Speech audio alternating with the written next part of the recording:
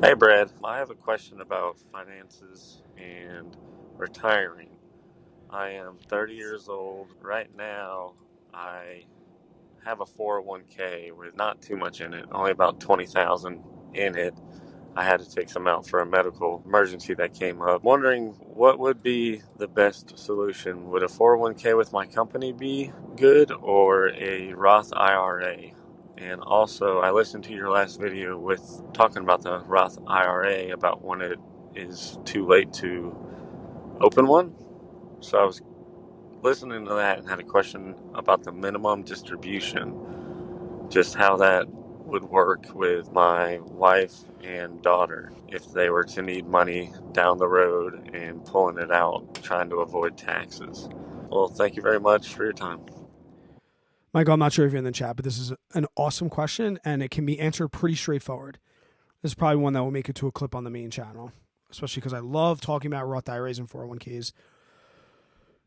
First, whatever I'm about to say that isn't factual information is going to be opinion based on what I would do. Okay? There's a little disclaimer. People have reasons for investing in 401ks before Roths. They have reasons for doing traditionals before Roths. They have reasons for not doing Roths at all. I don't know what those reasons are. That's kind of ridiculous. I personally, I played a little game with myself over time. I said to myself, I'm going to, when I first got out of debt, I said, I am going to try and get as much money into my Roth IRA as possible. My next goal was to max out my Roth IRA by April 15th, the last day.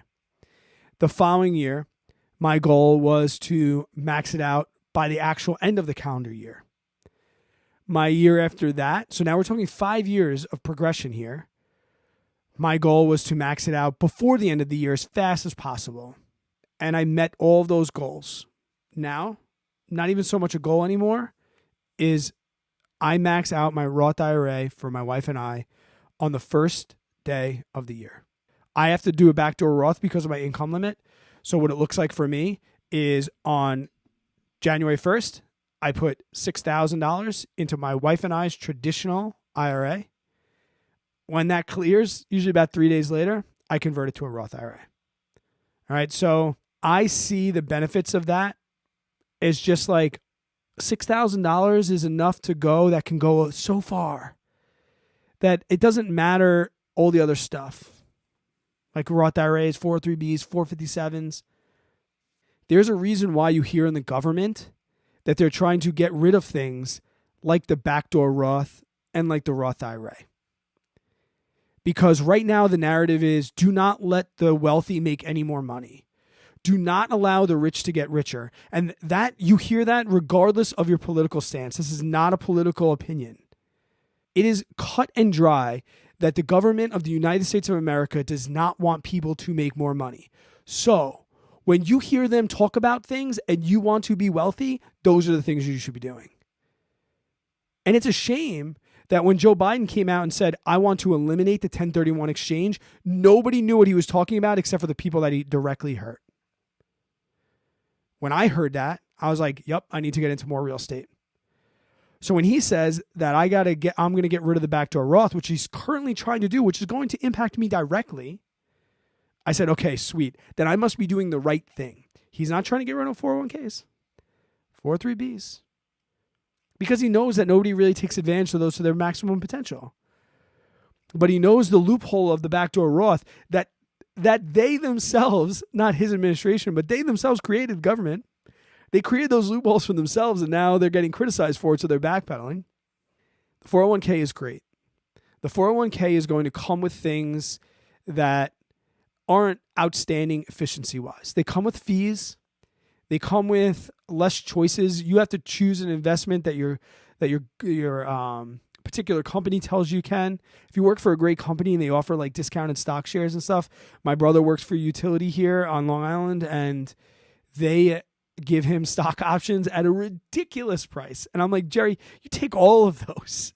You put all of those you can in.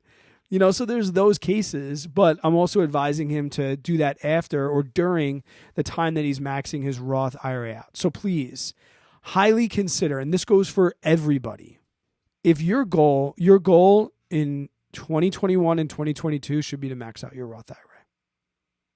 You'll never regret it. And you can put whatever investment you want in there. You could trade options in there.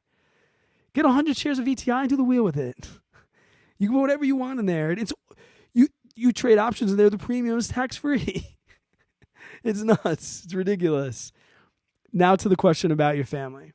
And this is huge. And I don't know if I necessarily got into it in the video, but I'll reiterate this. Oh, man. I just can't. People, I just can't understand. They're the ones that made these loopholes, and now they hate them. Anyway, when you have a Roth IRA and you have a spouse, and they have a Roth IRA, and you die. So right now I have, after 6 years of working on it, I think my Roth IRA is probably about $40,000. Okay? And maybe about 10,000 of that is growth. Couple things. Today, let's just say for math numbers, I've put in 30 and it's grown 10. Today, I can take out that entire 30K, no penalty, no issue. They have to give it to me. Any contributions that you make, and this is not conversions and things like that, contributions. Any contributions you could take back at any time. Anytime you want. Don't have to wait till you're 59 and a half. People don't understand this. They think you need to wait till you're 59 and a half. You need to wait till you're 59 and a half for growth. Okay? The quick caveat there is if you take out 30, you're only allowed to replace the maximum for that year. So if I strip 30 down from that, I'm only allowed to put 6 back. Okay? So that needs to be said. But number one, so it's essentially liquid, which is like, why wouldn't you contribute when if you needed the money, you could take it right back out? That's one thing. The growth, 10 grand, is tax-free when I'm 59 and a half. If I die today, there's a couple more hours. I'm feeling good. I'm not really going to do anything that risky. Let's say tomorrow. I die tomorrow. What a manic Monday. My wife takes my entire Roth IRA and she stacks it right on top of hers. Her Roth IRA goes from 40 to 80. My contributions go to her. My growth goes to her. And they're like she put them in herself.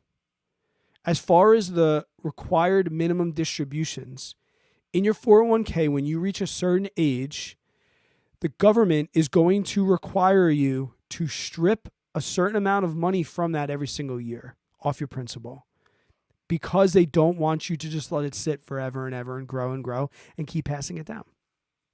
In the Roth IRA, there is no minimum required distributions.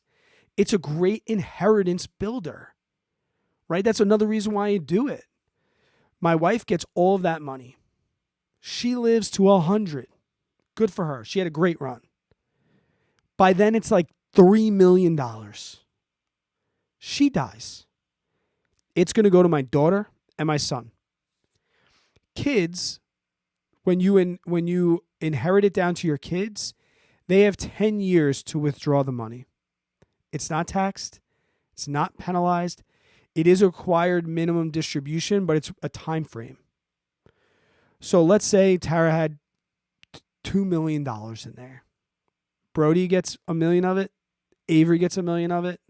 They have to take that money out in 10 years. They can't let it grow past the 10 years.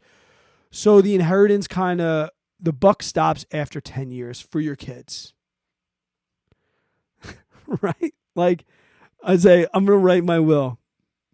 Avery, let it sit there for 9 years, 364 days.